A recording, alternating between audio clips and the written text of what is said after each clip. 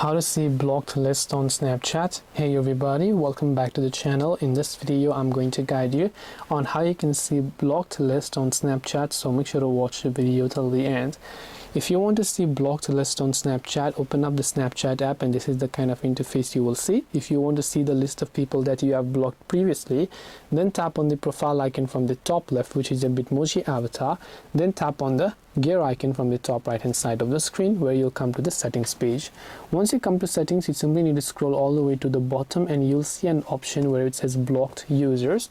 So you just have to tap on this little blocked users tab, and there you'll see a list of people that you have blocked, and if you want you can unblock them. Now I have not currently blocked anyone, so you are seeing no blocked Snapchatters, but if you have, then you'll find the cross icon next to it and you'll be able to unblock them if you want to, and this way you'll be able to actually see blocked list on Snapchat. Hope this video was very helpful. If you have got any more questions, then feel free to also leave them down below. Thank you for watching and see you soon in the next video.